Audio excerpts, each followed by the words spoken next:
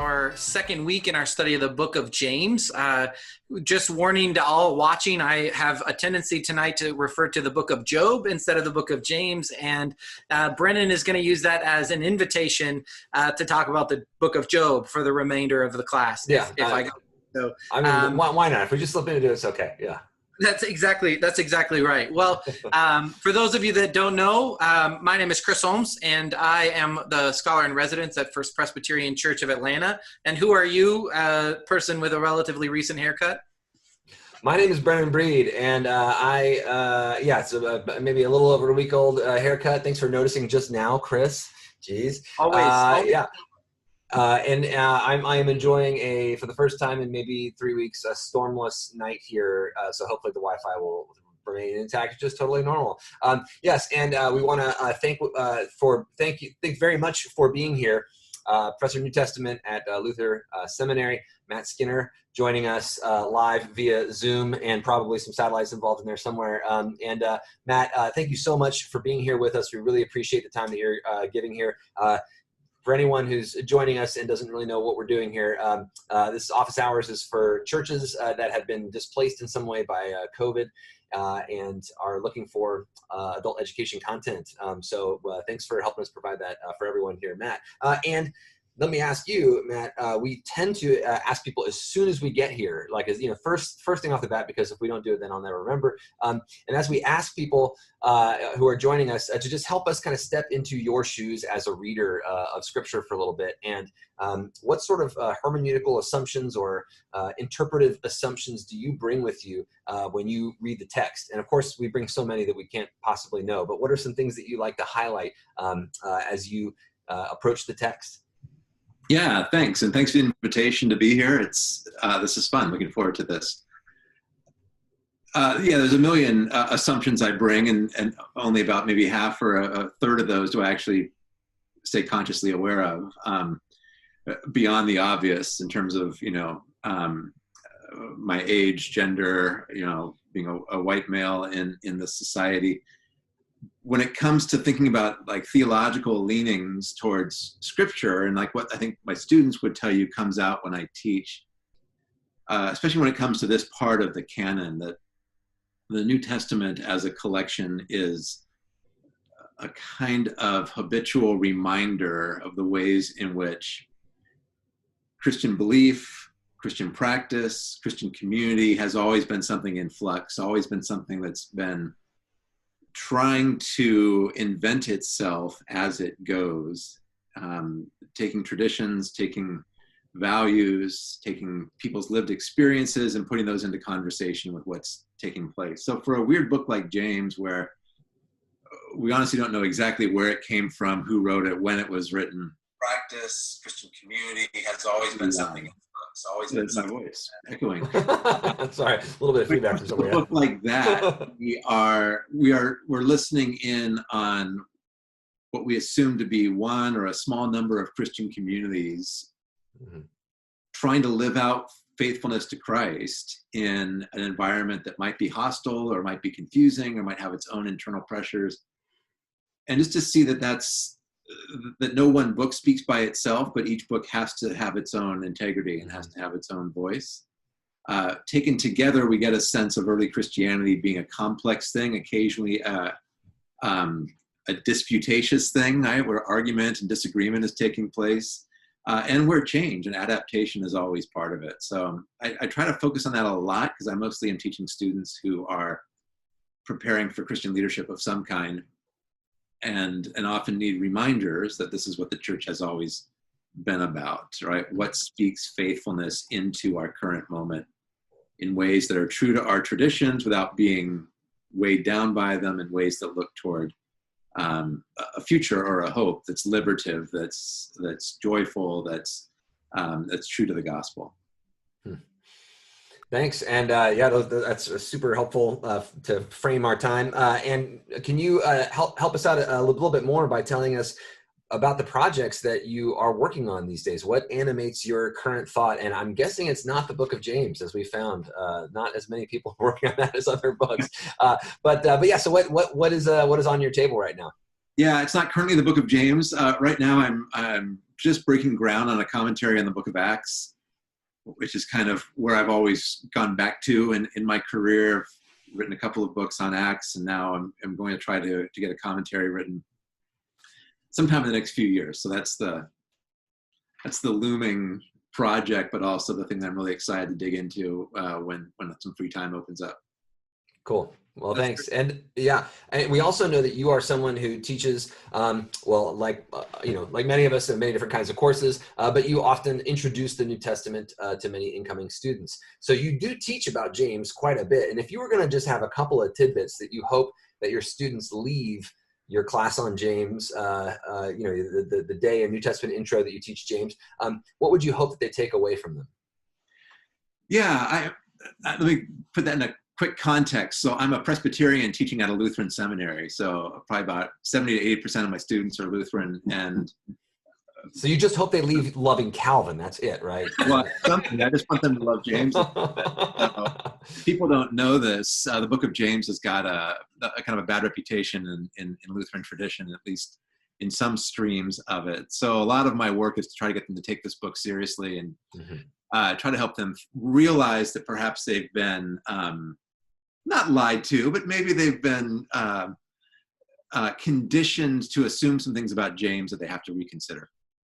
So one thing I would say is that James does not do theology the way in which that Paul, for example, does theology, that we have to respect the way in which this author is going about questions around the Christian life, going after questions about what is faith, what are works, not so much in a way where the author is concerned about what we might call orthodoxy or right belief, but really more orthopraxy or right practice, that the author of this book, for whatever set of reasons, is convinced that theology is lived, right? That theology is enacted, that theology is expressed in how the poor or the underprivileged among us are faring and how they are treated by the church.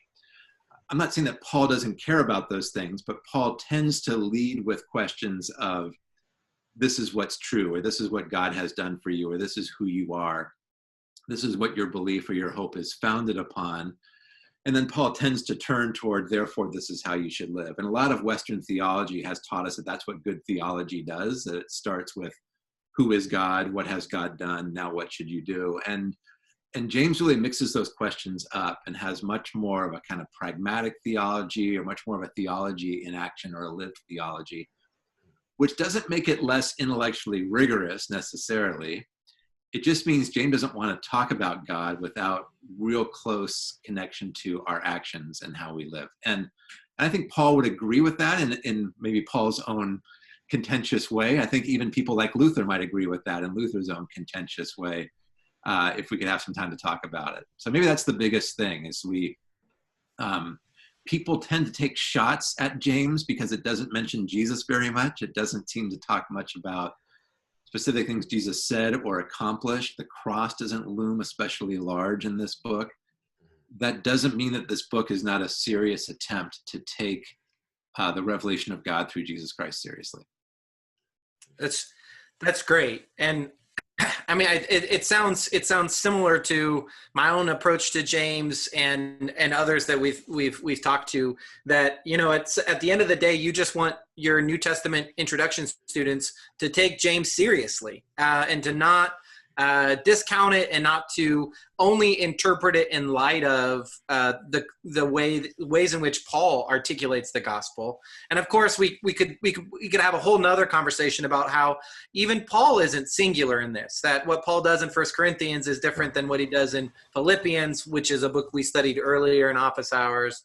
But the desire to really take James seriously, and maybe not necessarily. I wonder, we can get to this when we talk about the second half of chapter 2, but the degree to which we need to pit Paul against James in the sort of history of early Christianity and the sort of formulations that people have given us, or if we can say maybe they're just parallel lines, and that's okay as well. But we'll save that for the second part of chapter 2.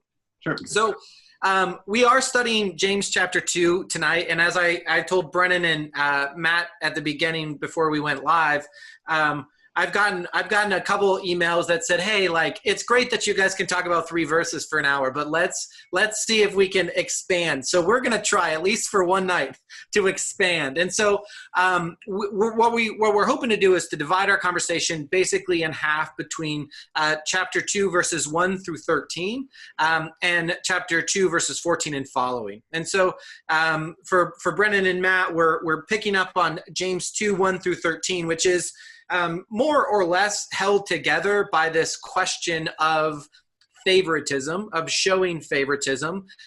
There's a statement at the very beginning, and then sort of an example or maybe even a lived experience held up after that.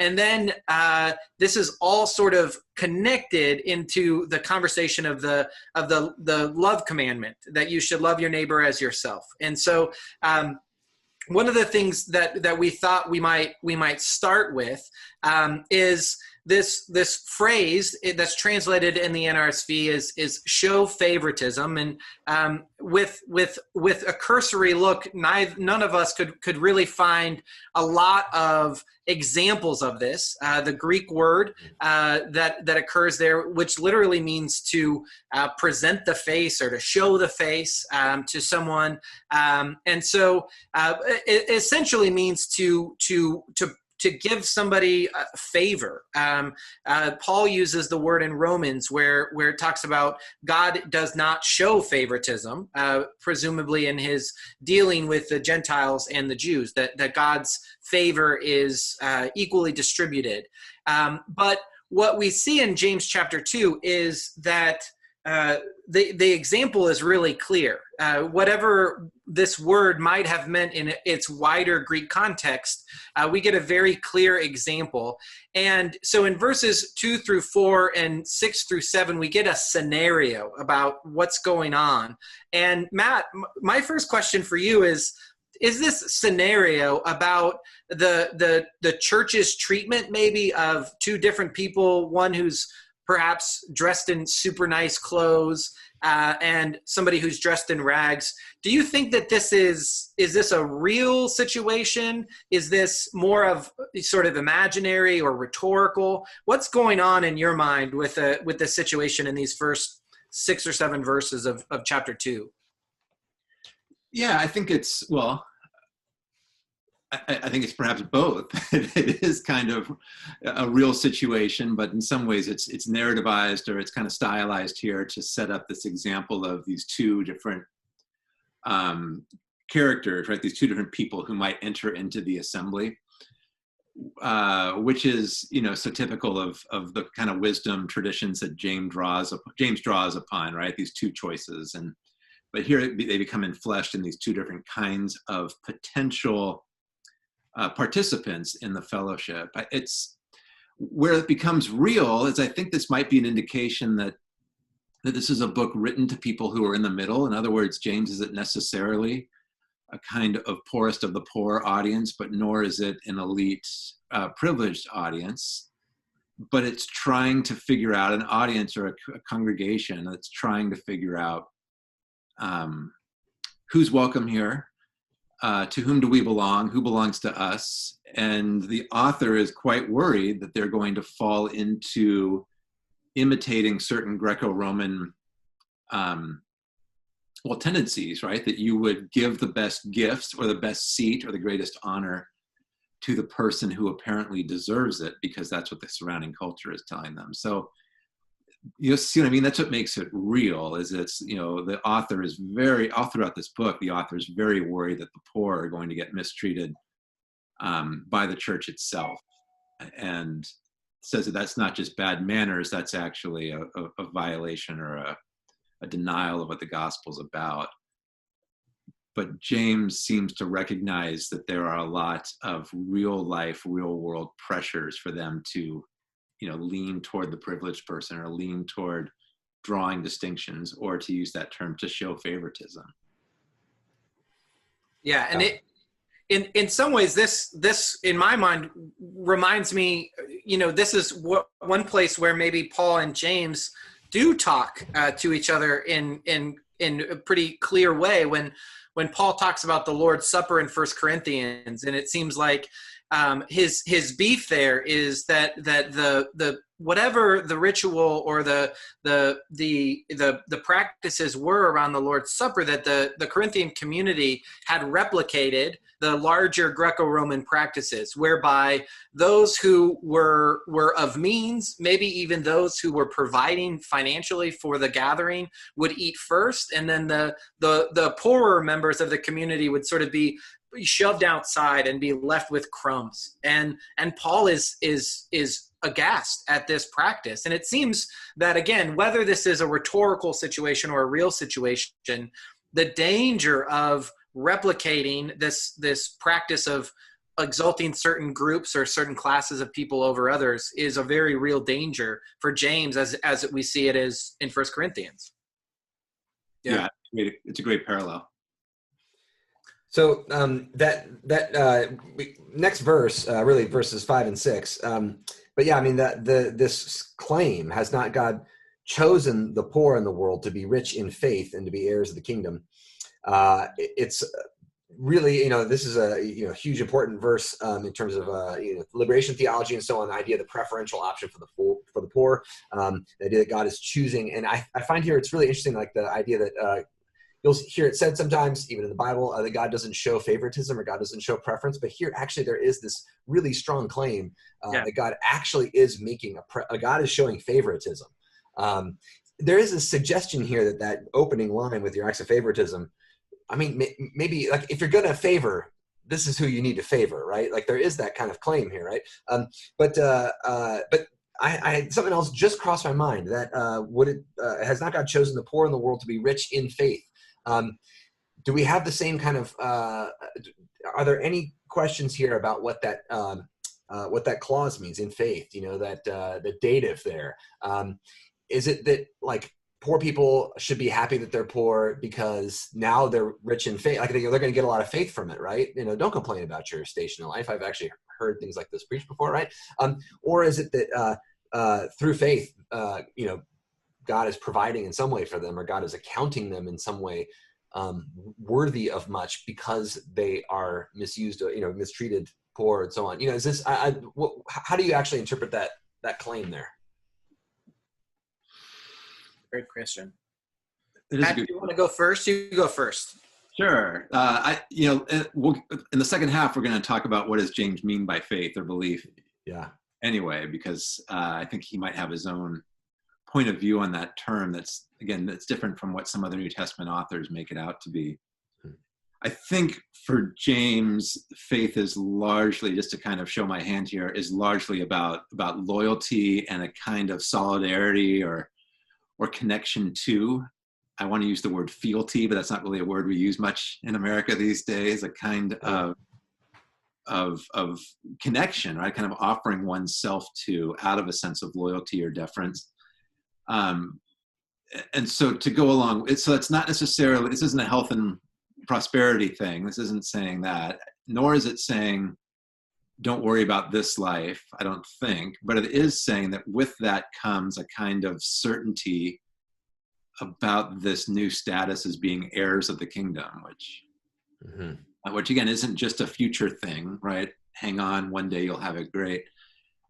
But it's a kind of privileged status to be an heir of the kingdom compared to, we assume, the others who might have a place in the kingdom. But sounds a little bit too, and you pointed this out, I think earlier in our conversation and in the notes and so on. But yeah, then also there's a similarity to the Sermon on the Mount and the Beatitudes. This idea that the poor in spirit, which I assume means people who actually have kind of spiritual poverty, people who maybe don't believe anymore or have, come up dry, probably because of their life circumstances, or the people who are meek, who have been mistreated and sort of vulnerable, weak, that these folk actually are kind of inheriting something, maybe not tangible that you can see or whatever, that they're inheritors of something real.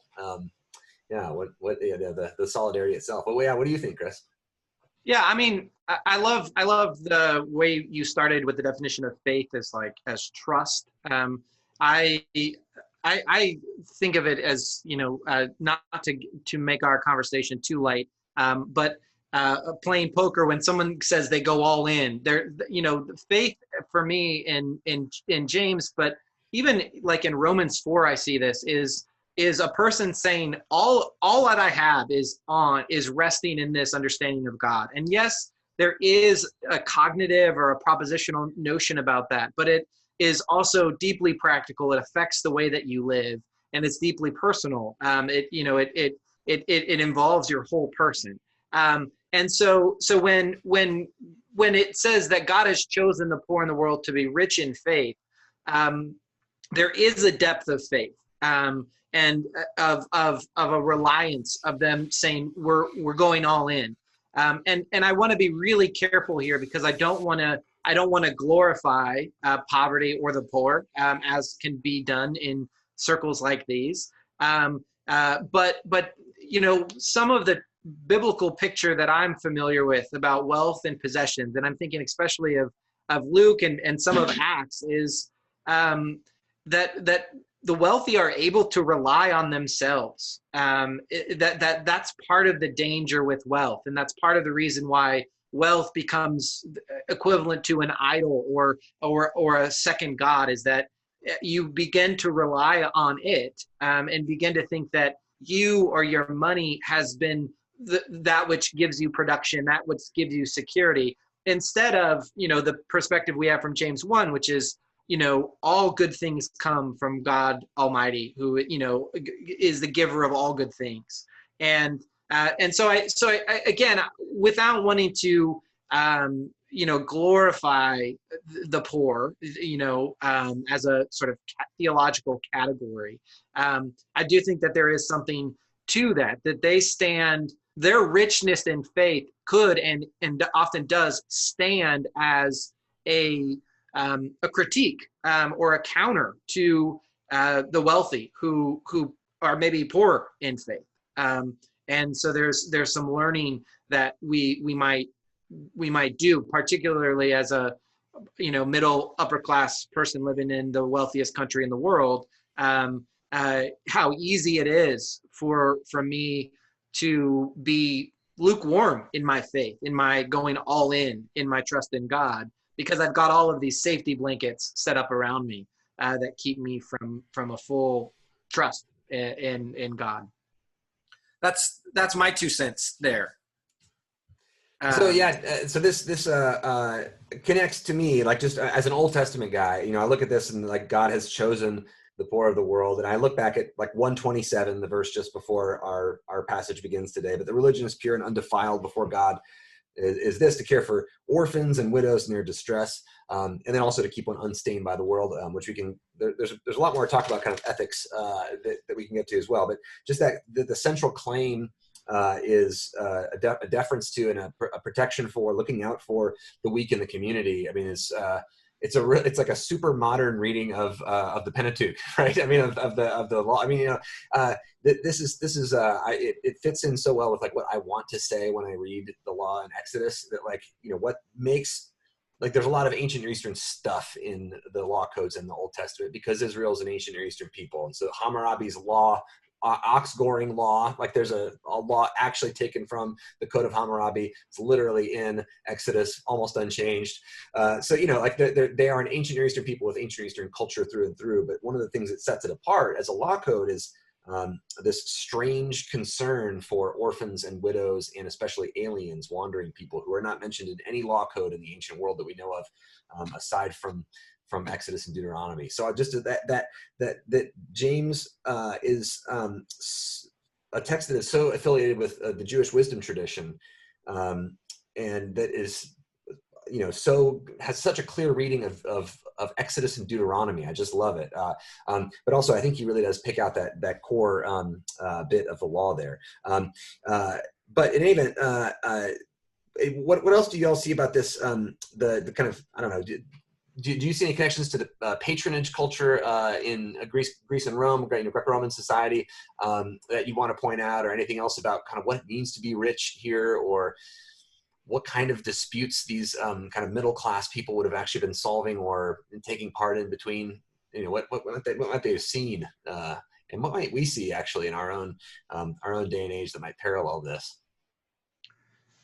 Yeah, I mean, my only thought about patronage is that I think James is walking, we might say, too fine of a line, but it's difficult from at least what we understand of Pauline communities, and by some extent by what we see in the Book of Acts, which is the early Christianity survived based on the patronage system, that it survived off of wealthy patrons who were willing to sponsor these traveling missionaries, were willing to finance the writing of their letters and their literature, and were in many cases willing to host these gatherings that could have been, larger or not, not huge, but, 30 to 40, 50 people.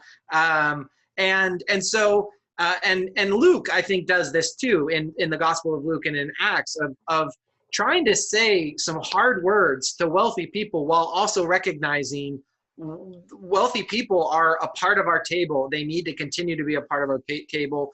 We rely on them. And so I think,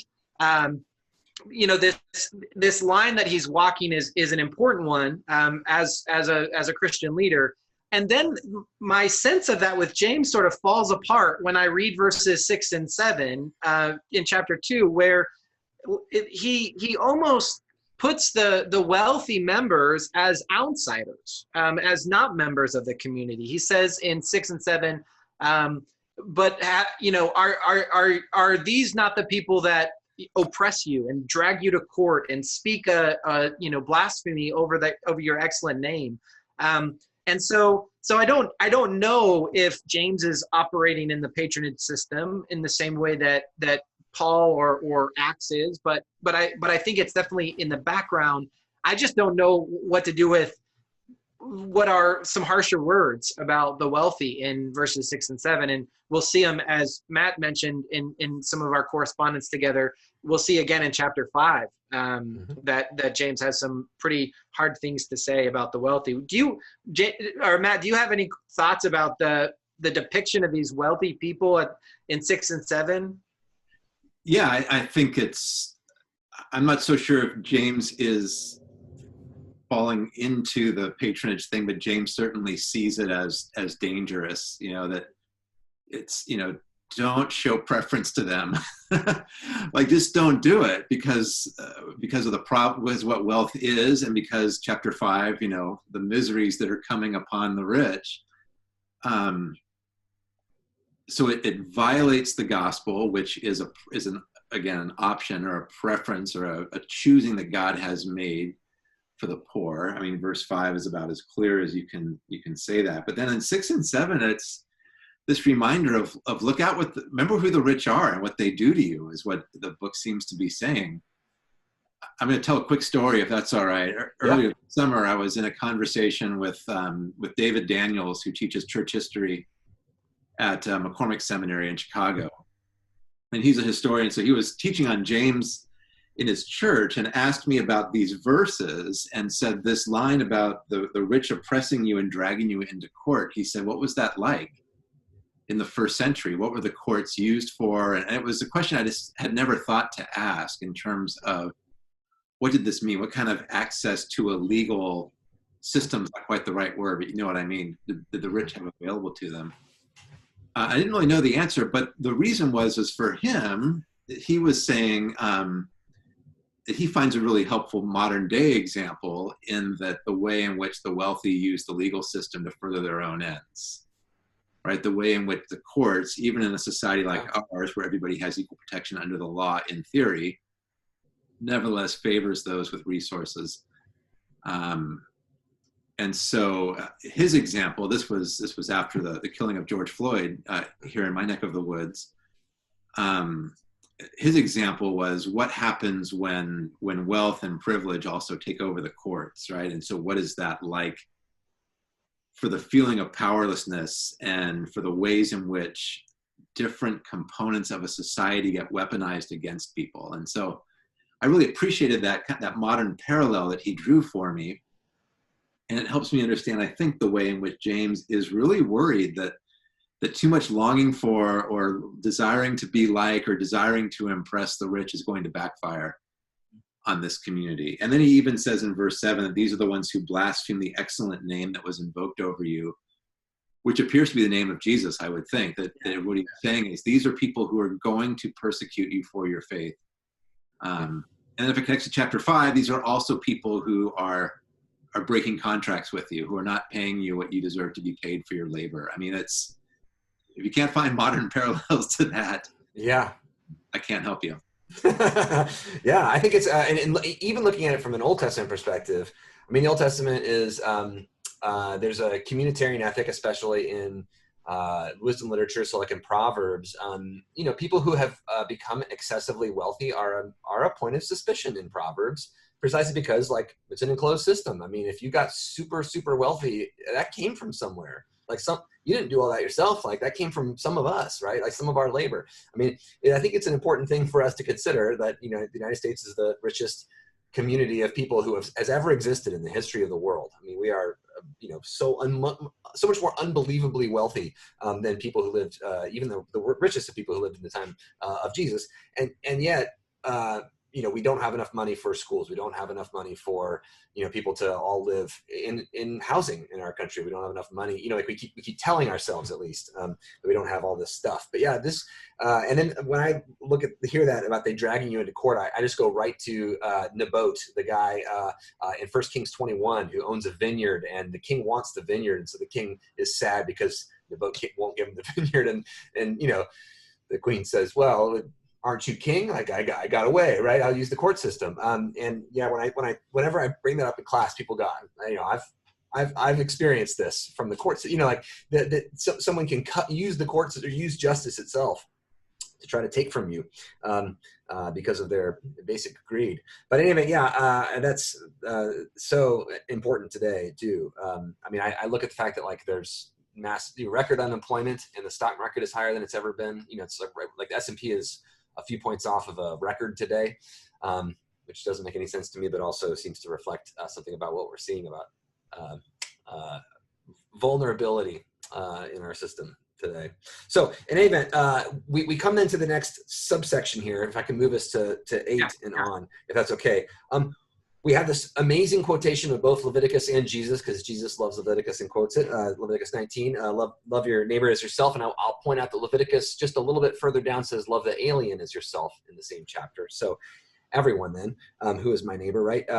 In verse 8, though, this is referred to, and James pulls this out to say, of course, this is how we should live, but it calls it the royal law, and doesn't say that Jesus said it, which is fascinating to me. What do you all make of this for reference to the royal law and to this Jesus' quotation of Jesus and Leviticus? Yeah, this is, I think Matt and I are both going to be similar in this. This is, I feel like I'm grabbing at straws because I don't know for certain what it means. Matt has been in this for a lot longer than I do, so he probably has a clearer idea. But how to obfuscate better, maybe I can just kind of like. There you go. You've learned, yeah.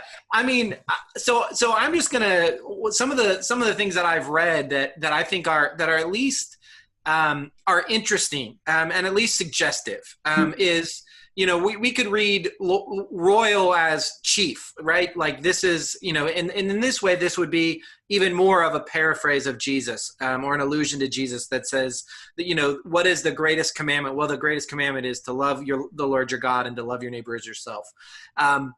And so in that way, it could be that. It could be related to the kingdom of God as another way that I've heard it talked about, is that it's related to Jesus's kingdom message.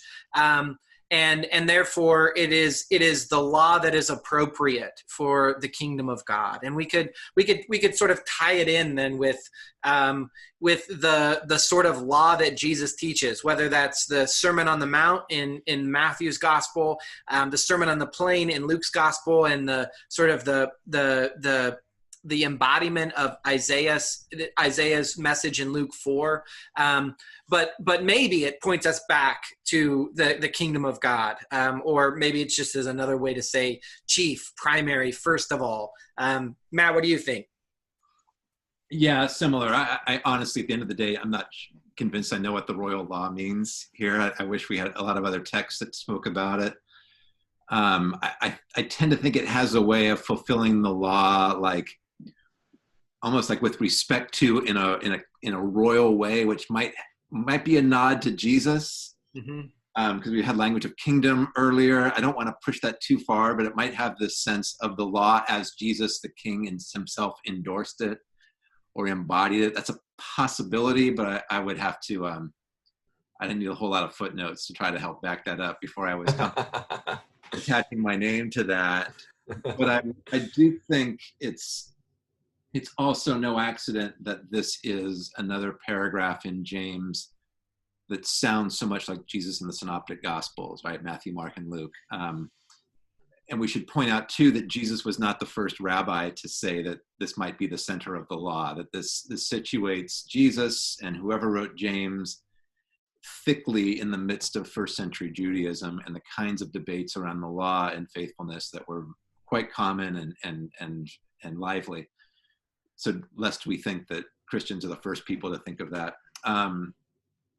But that's important, right? Is that this is another place in which this book is echoing the life Jesus lived, the things he said and the commitments he embodied. And that's theology. I mean, I'll go back to what I said at the beginning. It's the theology isn't just when Jesus says, who do people say that I am? Guess what? I'm the Messiah. You know, the theology of the Gospels is a lived, practiced, embodied, liberative kind of theology. And I think James is trying to get its readers to see that here. So the fact that it is the law is significant. I mean, obviously we're talking about, this is not a new teaching. This is not something that nobody had ever thought of before, that this is, maybe it's James's way of saying the fullness of what we see in Christ is the fullness, or, you know, I hate to jump to Paul, but it's the end of what the law expects, right? Or it's the fulfillment of what the law tries to anticipate. That as Christians, we see that fulfilled.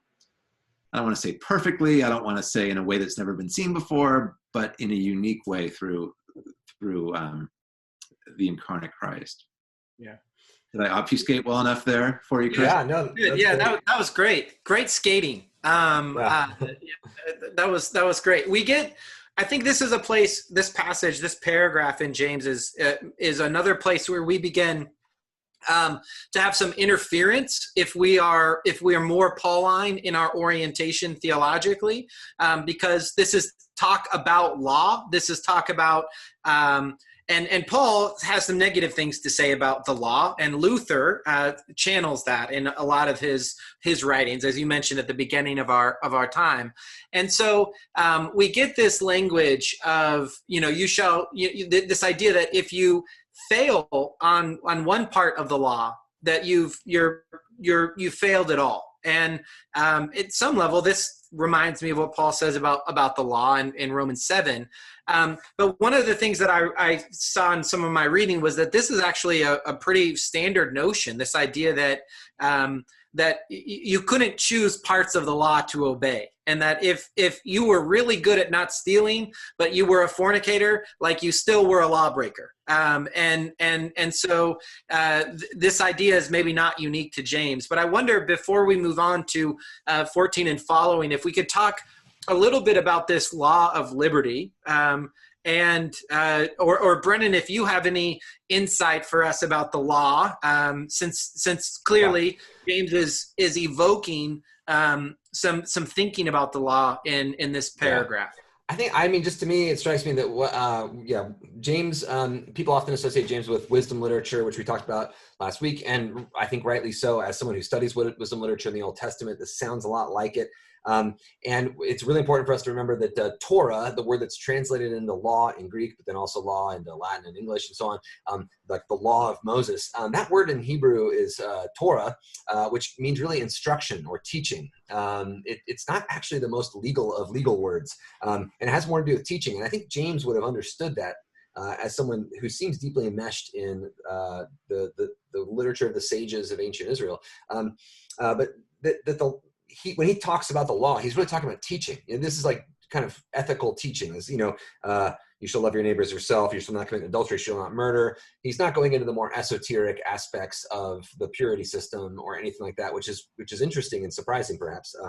That seems to be the stuff that Paul tends to talk about when he talks about the works of the law, this stuff about circumcision and like, what do you look like? And, so in any event, it seems like he's talking about some interesting and maybe pretty specific takes on this law. But it seems important to me that 8 sets up the connection, verse 8. So the conversations about don't show partiality to the rich, show partiality to the poor. In fact, like God, take account of the poor and cared about them.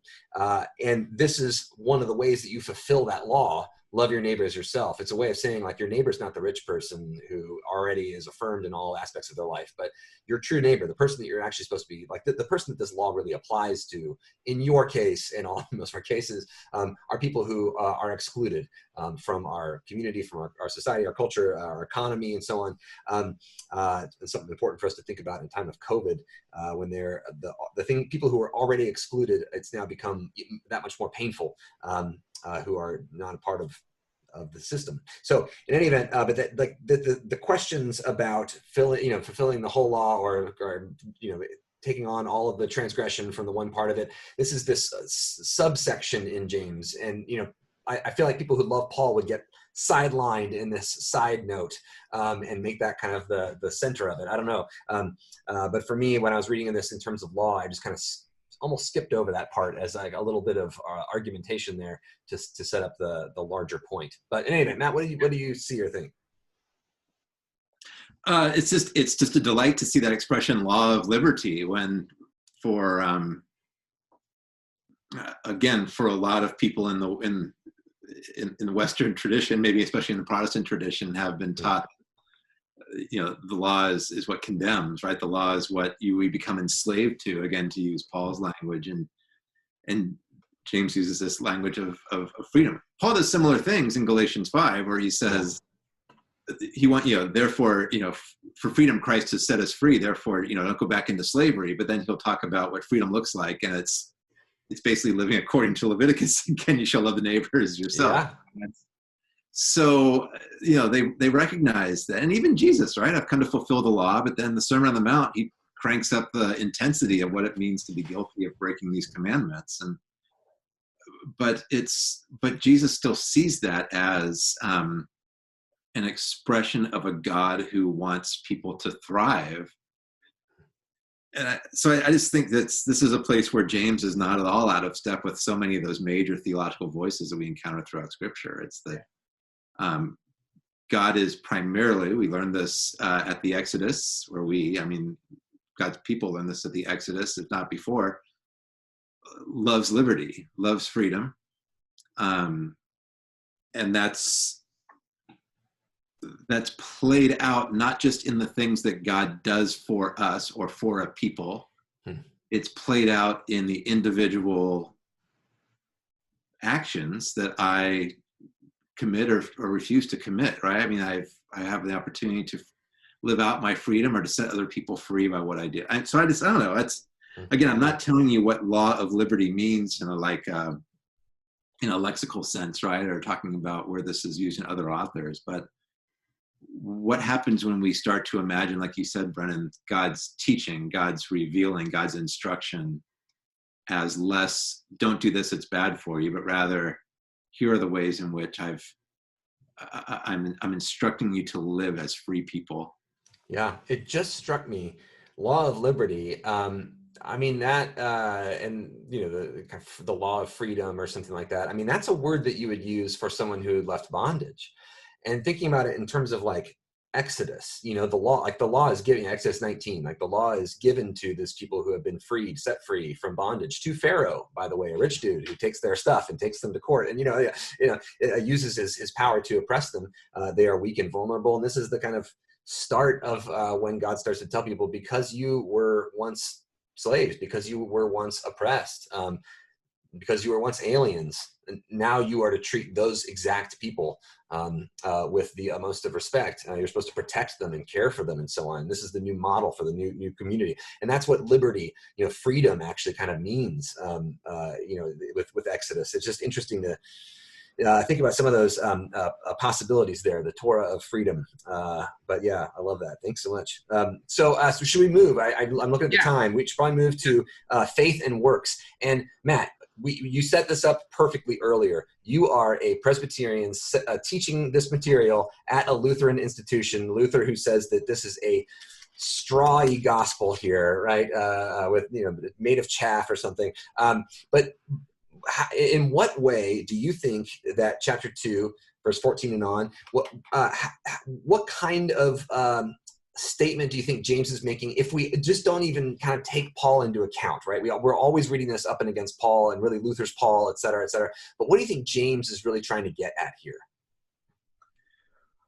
Well, what he's that's a great way of putting the question, right? So let's take all the history out of it. Let's take out the question of who's influencing whom or who's misguided about what. What holds this book together, in my view, is James thinks that something can't act in a way that's contrary to what it truly is. So elsewhere he'll say, right, a fresh spring can't spew out brackish water, right? These things just don't connect, right? If you're really a fresh spring, you'll give out fresh water, right? If you're, he hates double-mindedness, right? It's one of these terms. And here it's faith, fidelity to Jesus, loyalty to Jesus, trust, whatever language you want to use that I think has that Jamesian spin, has to express itself in what he calls works, where I think what he's saying is acts of obedience. Maybe obedience isn't quite the right word, but acts of imitation of the things that God does. So he talks about, for Abraham, it's not Abraham believed God and it was reckoned to him as righteousness. Sorry, I cheated and went to Paul. It's Abraham. Abraham was willing to be obedient in this horrific scene of his willingness to sacrifice his own son. I mean, he does talk about reckoning his righteousness, but he starts with the Akedah, with the near sacrifice of Isaac. And then he goes to Rahab, who's probably not acting out of obedience, but is acting out of a kind of, willfully or not, an imitation of God, in that she offers hospitality to strangers, but she also buttresses their faith, as you both know, surely, right? Part of that story is she talks these cowardly spies into having more confidence, right? We're all afraid of your God, she says. We've seen what your God can do. She's the most faithful one in the room when they're all together. So I think it's for James, goes back to the Old Testament, not a bad idea, but just saying, this is what a life of faith has to produce. Maybe produce is the wrong word. This is what is natural. This is what is fitting for a life of faith. It's going to spill over in acts of obedience and imitation. Mm-hmm. It's kind of like if I say, this is a cappuccino maker, and all it does is make hot chocolates. I might say, this is not a cappuccino, this is a hot chocolate machine, or whatever, like a spigot for water, right? No, this is not a cappuccino maker. It's not the thing. You're calling it the wrong name if it's not producing the kind of thing that its name implies or something. Yeah, I think it's great. It's right. It seems like so. I mean, I don't know about you, Chris, if you have anything to add. For me, I'm following this entirely. I am a devotee of Matt Skinner when it comes to James. Let me say. But Chris, do you have anything? Do you want to come at Matt? You want to fight against him? Yeah, no, I have no interest. Prove that it's works of the law that No. I think one of the distinguishing features of office hours is that we don't go to fighting over anything we can. So, but not just because of that. No, I think I agree. I think for me, the fascinating thing, particularly in like a New Testament introduction type of class, is that this example of what James does with Abraham, and we compare it with what Paul does to Abraham in Romans 4, illustrates just how fluid the biblical tradition is, and just how important it is for people who are going to preach and teach and interpret Scripture to know that there isn't one single story or one single meaning from a story. Mhm. Because Paul and James are both working with the faith of Abraham. They're both working with this very fundamental quotation from Genesis 15 that Abraham believed God and it was reckoned to him as righteousness. And yet they go to very different moments in the life of James. They understand the nature of that faith very differently. And so for me, it's just fascinating to see how to Matt's early point at the beginning, how some of our writings are different and they're going to emphasize different things and maybe even be in contrast with one another. I'm not sure that and Matt, I think you can talk more about this, that this is one of the sort of key texts for people that want to see this sort of very significant conflict between James, who represents sort of Jewish Christianity, and Paul, who sort of represents Gentile Christianity or, whatever. And this is a key text because it seems to say, that James is directly engaging Paul's notion of salvation apart from works. And I think, Matt, you talked about Galatians 5 earlier. Paul is very interested in how people live in response to the work of Christ. That is really important to him, just in the same way that I think James is. So I'm not sure that they're directly competing with each other as much as they're emphasizing a different part of faith and works, maybe. Than we're accustomed to hearing in some of our church history classes. Yeah, I think you're absolutely right that this has become such a flashpoint for the whole book of James. This paragraph is all that some people want to talk about, and that's been really unfortunate. Some days I think it's one of the strategies that the church has used to push James off to the side because his language about power and wealth is too uncomfortable. And so if we can discredit the book theologically or historically, or make it anti-Pauline, then we can ignore all this stuff it says about God liking the poor more than God likes me or something like that. I would need to do a lot of work to see if that's really been done, but it's my hunch, right? It's one of the strategies that we use to sideline this book. And by we, I mean everybody. The historical questions are interesting. They all end in speculation, right? Because these are two authors, Paul in Romans and in Galatians, and now James, who go to, like you said, that exact same verse, who go to that language about Abraham and are interested in questions of where justification connects to his believing. But they also aren't quite exactly the same, right? And so James says that this is verse 24, a person is justified by works and not by faith alone. Paul never says that. Paul never has alone in any of Paul's constructions. So Paul never says that. So either James is changing it a little bit, or James doesn't understand what Paul said, or I think what's more likely is James is perhaps, now I'm going to jump into the historical speculation, James is perhaps responding to some Pauline slogans that might have predated Paul even, right? They might have been circulating even before Paul wrote them down. We don't know for sure that Paul invented them. But maybe these slogans or maybe these ways of living have turned into what theologians call antinomianism, right? A kind of anti-law, right? I'm saved by grace. I don't have to do anything. Everybody just leave me the hell alone, right? And I'm not accountable to anybody or anything. Only God can judge me. Yeah, get out of jail free card, God. Yeah, exactly. And James perhaps looks at that and says, that's not what Paul said, or that's not right. Or James says, if that's how Christians live, the first people who are going to suffer as a result are going to be the poor. Yeah. That's why it's such a big deal to James. So I tend to think there's some kind of dialogue going on. I don't know what it is, but I think James is really worried about a hyper-Pauline or a hyper embrace of grace that all of a sudden makes me now free to be an absolute jerk to my fellow human being.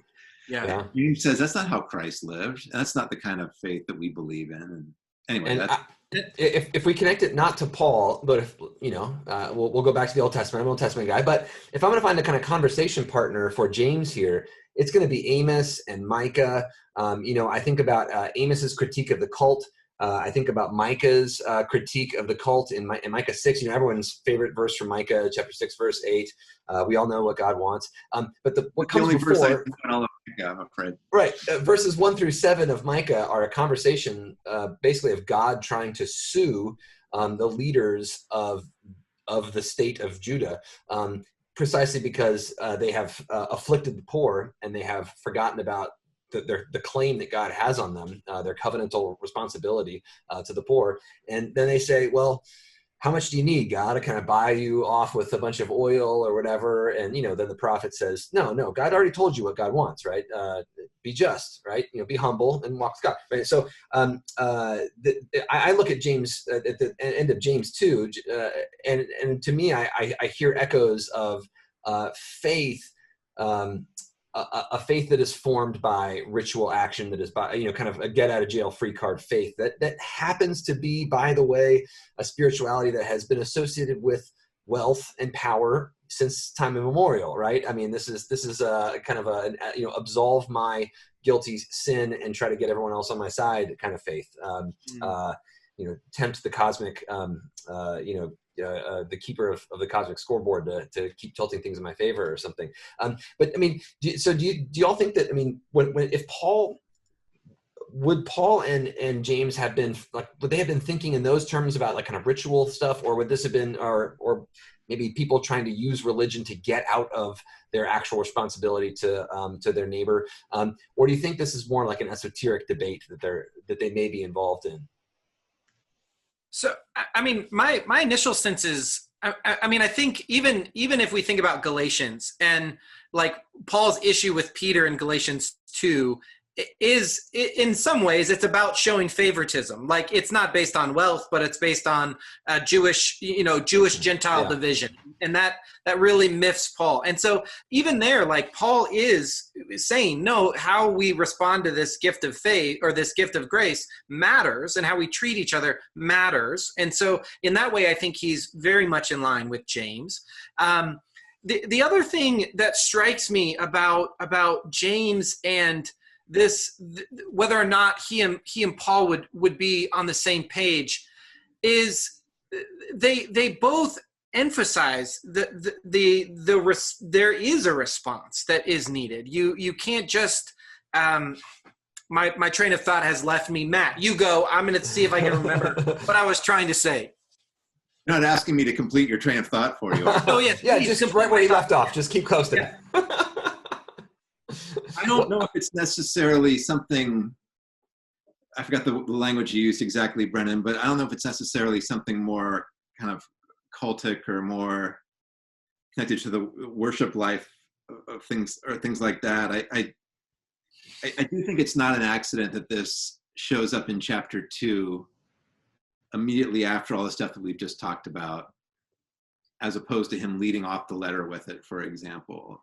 So I don't think it is necessarily esoteric. I don't think it necessarily is divorced from questions of real concern. I think the fact that it comes in conversations around law keeping and not being enticed by privilege and recognizing God's concern for the poor is probably no accident. And then even to talk about the tongue afterwards is kind of accountability for, this is chapter 3, if people don't know what I'm talking about, chapter 3, where he's going to talk about an accountability for what you say because of the power of words. And so this idea that there's a real power in people of faith and how they conduct themselves, not just in what they say, but in how they live. And that what stands in the balance there is, what do we mean by faith, right? To whom are we loyal? To whom are we showing that fealty?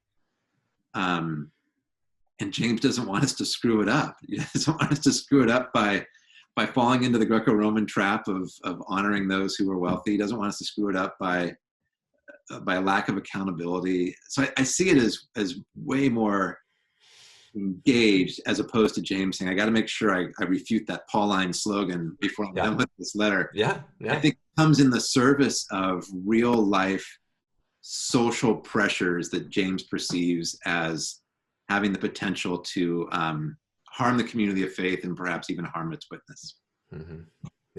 He says, so, what I was going to say when I remembered now, and it sort of carries on with something you said earlier, Matt. And this is definitely, I'm showing my having learned from Luke Timothy Johnson, but so much of this part, if we ignore Paul entirely and we say this is not about Paul, and we put this part of James chapter 2 in conversation with ancient philosophical discourses of the first century, where people are saying you're not a real philosopher if you don't live like a philosopher. If all you do is say the good things and spout the good things, but you actually live like a monster in the dark, then you're actually not a philosopher. And so to me, so much of this is, again, I wonder if this is even some of James channeling this wider Greco-Roman philosophical discourse of saying, if you say you're a type of person, prove it.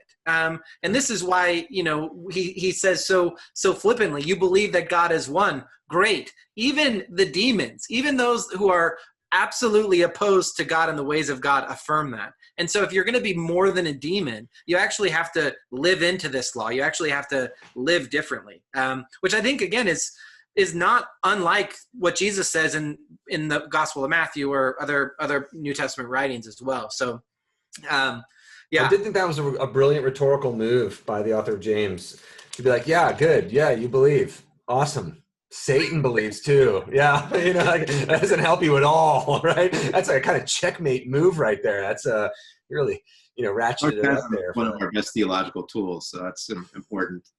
Yeah. Biblical warrant for sarcasm right there. There you go. Yeah. That's right. All right. So Brennan, I'm looking at our time. We're at 8:01. Yes. Anything that either of you want to say in closing about our, a takeaway from our study of James 2, or our conversation tonight before we say goodnight to our friends watching at home? I'll go real quick so that Matt can have the last word. Just as an Old Testament person, I reiterate that I'm so amazed and happy to see, like, if I'm going to read Exodus and Deuteronomy and try to summarize the law, this concern for orphans and widows, the concern for the poor, the vulnerable of the world. I mean, that's what sticks out to me as surprising after reading a bunch of the law collections from the ancient world. Israel's law code is like a lot of other people's law codes. In the ways that it is strikingly different, it is about concern for the vulnerable and the weak. That is at the center of what God says. God is going to fight against anyone who takes advantage of the orphans and the widows and the aliens. So in any event, when I read James, I see a vision of Exodus and Deuteronomy. That this is. I'm just going to preach James whenever I'm asked to preach about the New Testament from now on. That's all I'm saying. Yeah, Matt, what do you got? If you're somebody who doesn't like theology, then James is maybe your book for you. Because when I say if anybody's ever sat in a theology course and thought all of these formulas or all of these, omni words or all of these philosophical debates about the nature of divinity don't jibe with the way in which I experience God in my life, then James might be a really good book for you, because James doesn't spend a lot of time musing on the character of the divine or anything like that. James just gets to real life. And that, again, like I said at the start, that sometimes is criticized as just ethics. This is just a book full of rules, right? You don't need Jesus to have rules. You can get this from the Boy Scout manual or whatever. I think that's really unfair to James. And so read this book in concert with reading the Gospels, especially the things Jesus says and does in the Gospels, especially parts of Matthew and Luke that are long extended teaching narratives, what biblical scholars refer to as Q material. I'm not going to take you down that road. And see that what this is a book that's trying to say, what would it mean to follow the model of Jesus and live it out? I think that's really throughout this book. And But don't let anybody tell you that somehow is less theological than the people who are having the philosophical debates, right? Or who are having those conversations. And that to me makes James really a liberative book, to go back to that language. Sorry, my dog's like moving around at my desk here. Your dog knew it was 8 o'clock, so yeah. Exactly. But don't let anybody tell you that's not theology, right? It's a practice, lived theology that gains experience, it gains wisdom, but also gains encounters with God through the doing and living out of a faith. Which, we as Presbyterians aren't usually good at that, right? We tend to talk more ideas, and this is a nice balance to a way in which we sometimes have left certain ways of doing theology behind. Okay. Thank you, Matt. That's a tremendous segue, actually, because next week on Office Hours, our study of James chapter 3 will feature the Dr. Martha Moorkish, who is a theologian at Columbia Theological Seminary, but who has written a wonderful commentary on the book of James from a theological perspective. And so, but I think that the very question that you raised of, the esoteric, the philosophical nature of theology with the practical theology that we have in James is going to come out in our conversation with Martha. So you couldn't have set us up better for next week. And so thank you for that, but also thank you for this very rich and wonderful conversation on James chapter 2. Thanks to all of you who were watching along with us. It has been fun seeing some comments on Facebook, and we look forward to seeing you again next week for week number 3 of our study of James. Thanks so much, Matt. Thanks for having me. I've really enjoyed this.